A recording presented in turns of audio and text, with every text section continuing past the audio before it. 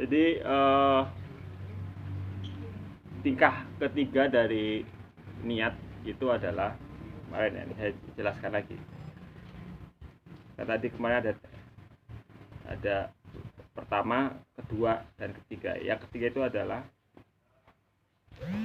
ketika kita niat untuk azam, bertekad untuk melakukan perkara yang tidak bisa kita lakukan, ya. Maka dia mengatakan, andaikan aku mampu, maka saya akan lakukan. Misalnya, andaikan aku duit akeh, aku kan bangun pesantren. Ya, itu kan masih batas khayalannya, karena termasuknya susah untuk dilaksanakan. Maka kalau orang niatnya kayak itu gimana? Ya. Yang ngede duit akeh ta kayak ngapain gawe pondok kayak. Kan itu khayalan ya. Ya. Itu gimana? Wong duwe niat kayak ngono. Ya, kalau saya mau ngaji ya kita wis karuan bae ya, karena mudah untuk dilaksanakan. Tapi andaikan aku duit akeh, ya duit sak gunung, wah itu kan angel ya. Ya bisa, cuman sulit. Itu bagaimana? Ya. Maka dia itu mempunyai maka niatnya itu ya, walahu niyatu malil amil walaihi ma'alaihi. Maka niatnya itu tergantung pada orang yang mengamalkan. Ya. Ini niatnya itu tergantung pada orang yang mengamalkan. Maksudnya gimana? Ya. Maksudnya berdasarkan hadis Nabi, annasu arba'atun, rajulun tahuma rata'atahu wa ilman wa malan fa huwa ya'malu fi malihi bi ilmihi fa yaqulu akharu law atanillahu mithla ma atahu amiltu mithla amalihi fa huwa fil ajri sawa. Kata Nabi itu ada 4 orang. Yang pertama adalah laki-laki atau orang yang diberi ilmu dan harta. Ya, mudah-mudahan kita masuk sampean nih. Ya, diberi ilmu dan diberi harta.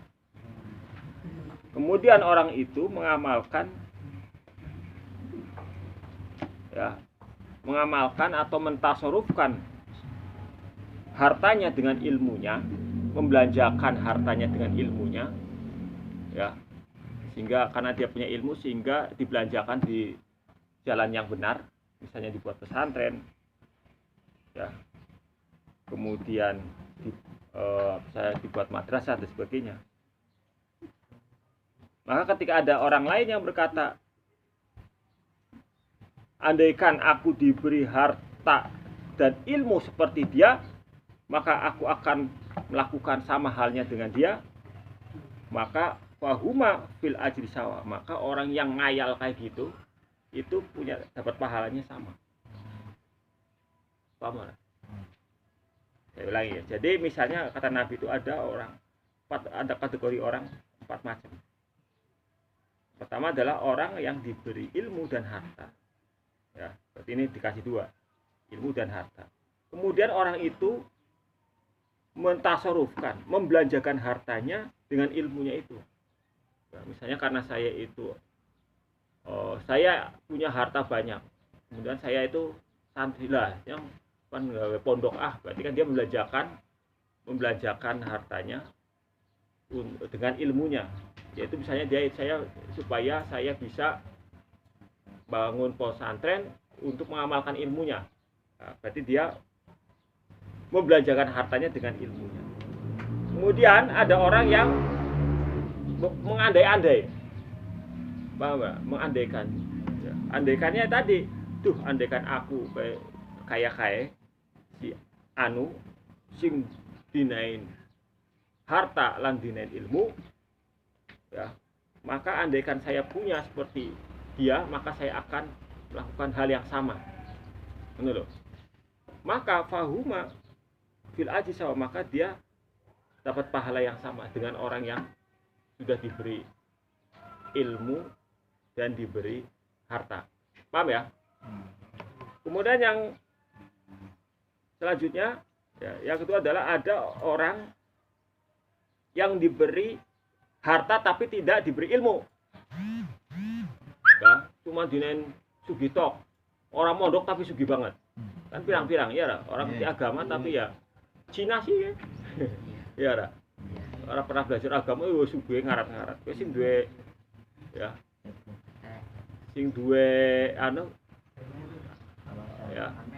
Anda tahu nggak Bill Gates itu penemu sing yang memiliki Windows. Ya, Anda kalau ngetik komputer pakainya Windows itu. Dia kan ya pernah jadi orang terkaya di dunia itu. Gaji per detiknya pira? 5 juta. Per detik. Iya, jadi setiap orang yang ini ya, setiap orang yang menggunakan itu kan harus bayar. Ya. Jadi ada yang mengatakan kalau untuk menghabiskan hartanya itu harus butuh waktu 200 tahun. Baru bisa habis hartanya. Ya. Nah, ini adalah contoh orang yang diberi harta tapi tidak diberi ilmu. Ya, fahuwa yahwatu fi malihi bijalihi. Kemudian orang yang diberi harta itu tapi yang tidak diberi ilmu itu melakukan perbuatan ya mungkar, perbuatan yang sembrono ya, yang tidak baik karena dengan kebodohannya itu, karena dia tidak mengerti ilmu agama ya. Tapi kok ada orang yang mengandai-andai seperti dia, maka ya sehingga dia berkata, andaikan Allah memberi sama dengan apa yang dia beri kepadaku, ya, aku juga akan mengamalkannya seperti dia, maka orang itu dapat dosanya sama. Paham enggak? Saya ulangi ya. Tadi kan sudah jelas ya. Ada orang dikasih ilmu dan harta, kemudian ditasarufkan, dibelanjakan hartanya dengan benar. Kemudian ada orang yang mengandai-andai. Andaikan saya dinaik ilmu dan harta seperti dia, maka saya akan melakukan hal yang sama. Ya. Maka di sini dia dapat pahala yang sama. Paham enggak? Tapi sebaliknya, apabila ada orang yang hanya diberi harta tapi tidak diberi ilmu, ya, wong Cina, wong kafir gitu loh. Ya, itu kan hanya diberi harta tapi tidak diberi ilmu agama. Dia diberi hidayah sih. Ya, maka ketika dia itu hanya diberi harta, kemudian orang itu melakukan perbuatan yang merusak dengan hartanya, ya, merusak dengan hartanya, kemudian ada orang yang mengandai-andai atau yang menghayal, ya, yang mengandaikan, saya andaikan aku itu diberi harta seperti dia, maka aku akan mengamalkan atau saya akan ya berbuat seperti dia, ya, maka dia sama-sama mendapatkan dosa. Ngono lho. Ya. Paham ya? Paham ora iki? Ya, kalau misalnya ada orang ya, misalnya kayak hanya dinain harta tok tapi orang dinain ilmu. Jadi dia tuh brutal. Ya, misalnya dia dikasih harta nggak punya ilmu, akhirnya dia setiap harinya mabok-mabokan terus. Kita sih. Sehingga kok ada orang yang melihat, tuh andaikan aku kayak kowe ta ya. Ya nyoba aku pan ya andaikan yang duite pada karo kowe nyoba pada bae pan mabok-mabokan. Ya. Itu padahal masih ini loh, masih mengandaikan ya, Bro. Sampai mengandaikan seperti itu, berarti Anda sudah dapat dosa sama dengan orang yang memiliki harta itu. Ya. Paham ya? Jadi niatku itu sing bener. Ya. Iya ya anggap duit pada kayaknya BP pengennya judi bae ngono lho. Pada kayak bisa duit akeh, jadi setiap dina judi bae. Andaikan aku duit akeh kayak kowe ngopat judi bae kayak kowe. Ya. Kowe sampean ngayali kowe, ya ngayali kayak kowe bae termasuk kowe soleh dosa. Ya. Padahal Anda belum lakukan karena hanya berhayal. Sama semono bae wis dicatet. Ya, wis dicatet. Ya, bisa kebaikan, bisa dosa. Ya, jadi niat itu sangat penting. Ya, ini tentang niat sudah selesai. Sekarang muraqabatilah. Pengawasan Allah. Pasal pengawasan Allah, sampean diawasi. Ing dalam fi harokatnya gerakannya sirah. Sakanatika diamnya sampai diawasi Gusti Allah. Lahadotika perhatianmu. Anda punya perhatian sampean karo wong, baik wong lanang wong wadon. Ya. Itu juga ini. Ya.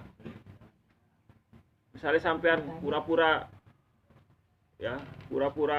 nyagong nang musola misal dalam rangka untuk memperhatikan seorang santri putri yang lewat, nah, itu juga sudah diketahui oleh Allah. Atau wala torofatika dan pandanganmu, ya walaupun yang ngelikungnya mainnya, tapi ya ternyata ada satu orang yang diperhatikan, yang dipandang, itu termasuk Allah sudah tahu.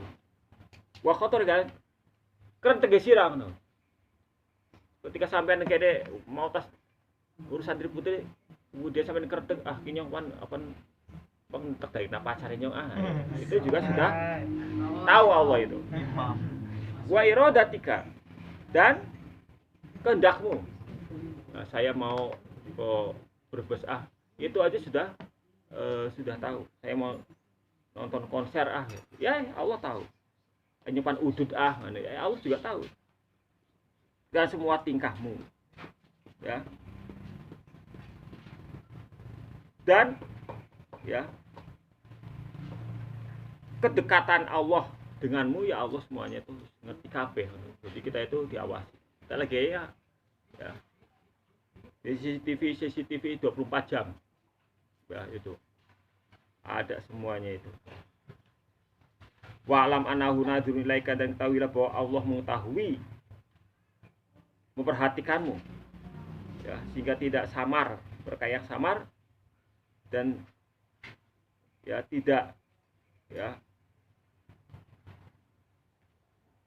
ada yang samar walaupun sekecil biji sawi atau sekecil semut atau sekecil atom di langit dan di bumi, itu semuanya itu dilihat oleh Allah. Allah Maha mengetahui.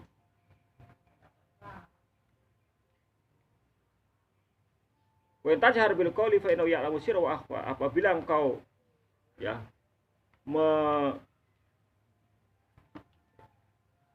menjelaskan dengan ucapan, maka Allah mengetahui rahasia dan yang tersembunyi. Jadi sampean ngomongnya maksudnya paham.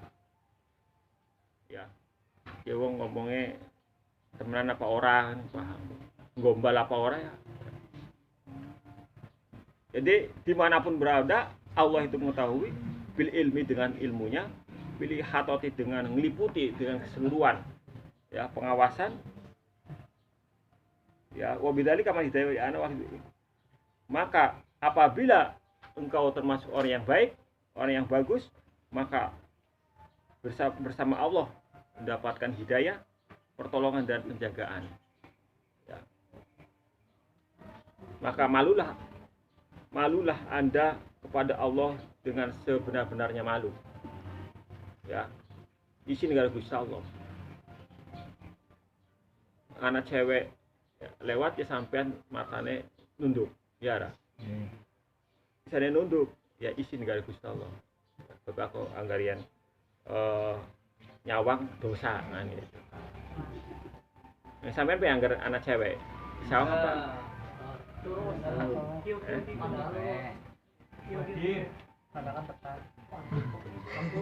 Oke, ditonton ya. Mubadir.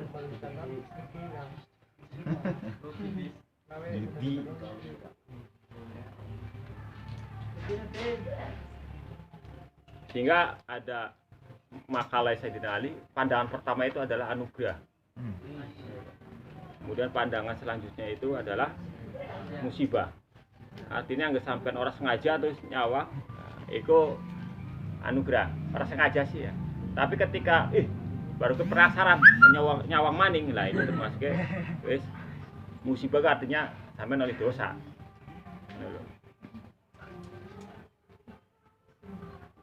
Pancen maksiat maksiat paling berat yang nyawang ya. Nyawang wadon lah ya, itu paling berat. Ya. Apa men sampean sing masih nom. Sing tua-tua be kadang kala.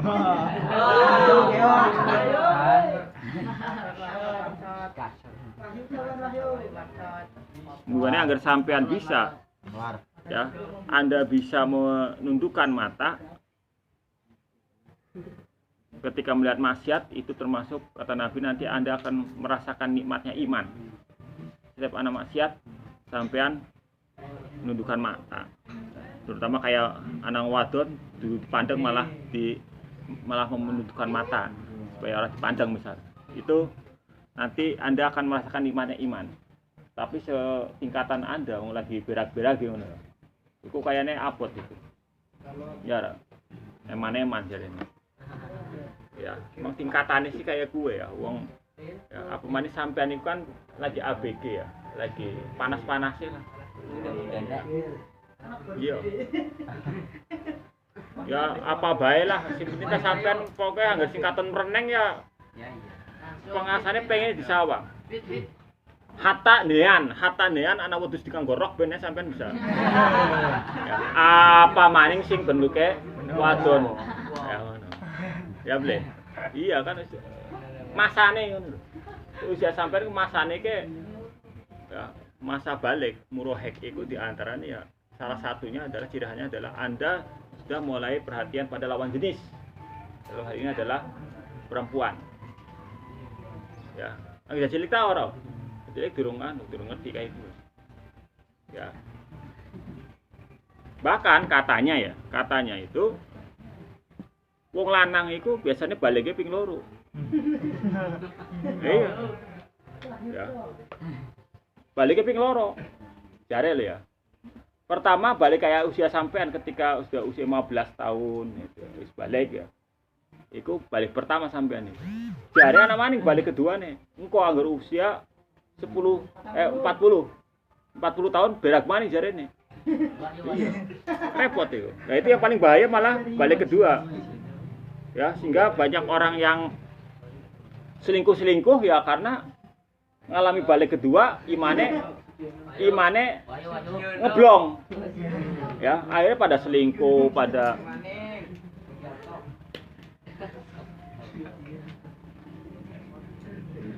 wa'budhu ka'annaka katarahu, maka hendaklah kamu beribadah seakan-akan Allah mengetahui. Apabila kamu tidak tahu Allah, maka sesungguhnya Allah mengetahui. Itu adalah definisi ihsan. Ihsan itu adalah sampean ibadah bareng Gusti Allah seakan-akan Allah mengetahui. Ya, seakan-akan sampean sholat itu di hadapan Allah. Kalaupun Anda tidak mengetahui Allah, maka sesungguhnya Allah mengetahui. Ini sampean agar ibadah bisa ora seakan-akan sedang di hadapan Gusti Allah. Kalau saya secara pribadi memang sulit juga itu. Kadang kala sholat dilalah pikirannya mana-mana. Itu sering dilakukan oleh orang. Ya dah. Ya, jadi Anda itu biasanya kalau sholat itu hanya sebatas menggugurkan kewajiban. Tapi kayak khusyuk dan sebagainya masih jauh. Sehingga saya pernah itu di koran itu ada pelatihan sholat khusyuk. Iya, tempatnya di hotel. Ya, tempatnya di hotel. Bayarnya berapa itu? Bayarnya 900.000. Gila nggak tuh? Pelatihan sholat khusyuk di hotel bayarnya sangat sewu. Mungkin waktu itu mah bisa ya. Emang sholat mau sehari 2 hari. Mungkin pada waktu itu ada instrukturnya ya, ada pembimbingnya, tak mungkin bisa. Tapi kalau sudah kembali ke rumah, masih bisa nggak? Karena khusyuk itu kaitannya dengan iman dan takwa. Angger wong iman mah ora salat ba, ora dibimbing gak tetap ya khusyuk. Ya. Ini jadi agama itu tidak bisa diinstan. Ya. Standar wong ngerti agama itu gampang. Cek baca Qur'annya. Kalau Qur'annya itu sudah bagus, saya yakin dia belajar belajar agamanya sejak kecil. Ya. Saya juga pernah ada iklan lagi begini. Ya, metode membaca Al-Qur'an super cepat hanya dengan 4 kali pertemuan. Gila gak? 44 kali pertemuan sampean maca Quran be ait pirang tahun niku. Bedrung bener sampai saiki wis pirang tahun sampean niku. Ya. Ini padahal berapa kali pertemuan. Ya, di situ ada di kelas saya baca itu 4 kali pertemuan dengan dibantu alat multimedia. Multimedia alat kayak bahasa wis alat gue lah ya. Bahasane YouTube, bahasane video sebagainya. Itu dijamin bisa membaca Quran. Ya. 4 kali pertemuan bisa baca Quran itu ya. Apa iya ngono. Ini kan sulit ini. Ya. Dan ketika engkau melihat dirimu itu malas untuk taat pada Allah atau condong pada maksiat, maka ingatkanlah dirimu bahwa sesungguhnya Allah mendengar dan melihatmu. Mengetahui sirroka wa najwaka. Mengetahui rahasiamu. Ya. Yang sampean kok ternyata sungkan ibadah. Ini loh.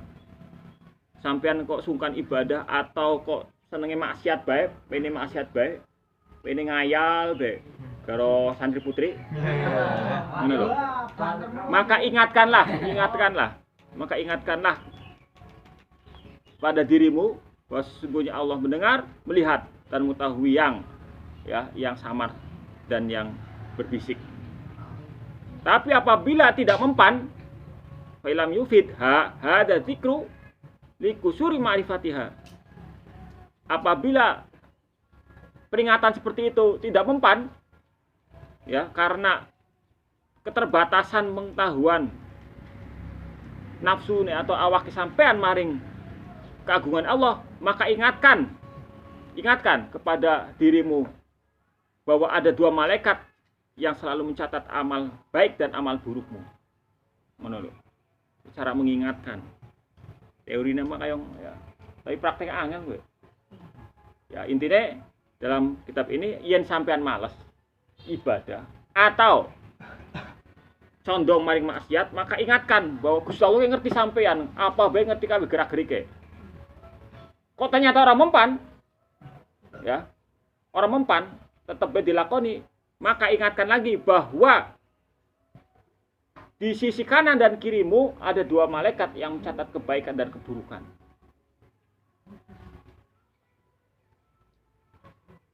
Lah, yang orang mempan juga. Di sini dijelaskan juga, "Fadzakirha qurbal maut."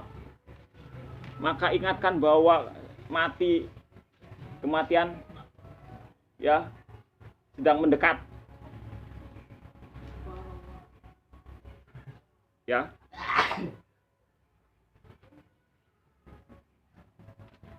Apabila tidak mempan juga, ya diperingati bahwa kematian semakin mendekat, maka ingatkan bahwa ada janji Allah yang akan memberi pahala pada orang yang taat dan akan memberi ancaman kepada orang yang maksiat. Itu loh. Jadi selalu mengingatkan pada diri Anda. Ya, pertama apa mau? Ingatkan bahwa Allah itu selalu melihatmu. Yen orang mempan, ada 2 malaikat yang selalu mencatat. Yen tetap orang mempan, ingatkanlah bahwa kematian semakin dekat. Orang mempan juga. Allah sudah menjanjikan. Iya. Ingatkan bahwa janji Allah itu akan memberi pahala bagi orang yang taat dan memberikan ancaman atau siksaan bagi orang yang maksiat. Oke, soalnya kayak mancingnya pembahasan tasawuf. Aslinya sampean kayak ya, mugane masih nom di tasawuf itu paling enggak nanti ada ya, walaupun enggak 100% ya abot sampean niku. Sampean ngakoni iki ya 100%, dia dadi wali. Ya, wis ke bae lah kita piye. Dilakoni 100%, dadi wali sampean. Ya, kan tasawuf tasawufnya udah lumayan tinggi. Ya, wis paling pirang persen wis. Analah bete sampean ngaji Risatul Muawanah itu. 50%, wah masih kaduan. Ya. Terus pira persen maning? 10. 10. Wah, lumayan guys, 10 beres ya. 2,5. 2,5 ya wis. Ya. 2,5. Nganyang ya. Kayak sholat gue nganyang gemen lah zamannya Nabi itu. Nabi Muhammad ketika dapat perintah sholat pertama berapa ya? 50 itu bolak-baliknya berapa kali itu? Saya pernah baca di hadis qudsi 50. Pertama 50. Dilalah ketemu Nabi apa? Nabi Musa sih ngerti. Ya, termasuk nabi yang paling paham dengan lapangan. Yang paling paham dengan keadaan manusia. Pas ketemu Nabi Musa, pira seket, wah orang bakal kuat umatmu, minta keringanan lagi. Akhirnya Nabi Muhammad nurut tuh, balik mana? Pira 40. Ketemu Nabi Musa, pemen pira 40. Orang kuat, jaluk maning.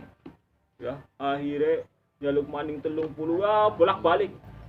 Sampai akhirnya apa? 5 waktu baik jare Nabi Musa nek durung kuat. Coba 5 waktu masih gokon nganyang. Tapi jare Nabi nek lah yang isin bolak-balik bae. Nah, akhirnya wis ketok 5 waktu. Andaikan ngono lho. Gelem nganyang ngono lho ya. Dikurangi maning misalnya rong waktu. Wah. Lah buktine 5 waktu bae akeh sing pada ninggal. Ya. Ada penelitian, katanya Indonesia itu adalah mayoritas Islam. Tapi ternyata ada penelitian bahwa wong Islam yang sebanyak itu ternyata yang benar-benar melakukan keislamannya, katakanlah seperti sholat 5 waktu, itu hanya 12%. Berarti sing hampir 90% ke orang pada sholat alias Islam KTP. Ya. Jadi sing ya sekitar 10%-an ngono lho. 10% luwih sing bener-bener kayak sampean manjinge sing 12% itu. Amin. Ya. Sing liyane iku ya apa? Kowe sing wal-wal kedawal, sing Islam abangan, sing ora salat, Islam KTP, lah itu lebih banyak. Ya, jadi aja heran. Ya Islam toh. Ya. Ini. Oke, saya kira saya cukupkan ya. Ini masih banyak penjelasan tentang muraqabah ini berapa ya. Jadi pembahasannya itu termasuk kitab ini sangat jembar namanya. Kayak niat tadi berapa ya? Niat sampai dari awal dari A sampai Z jelaskan ini muraqabah. Muraqabah, pengawasan. Jadi intinya sampean itu kapanpun dimanapun diawasi Gusti Allah. Ya, ya, jadi aja merasa Allah ya.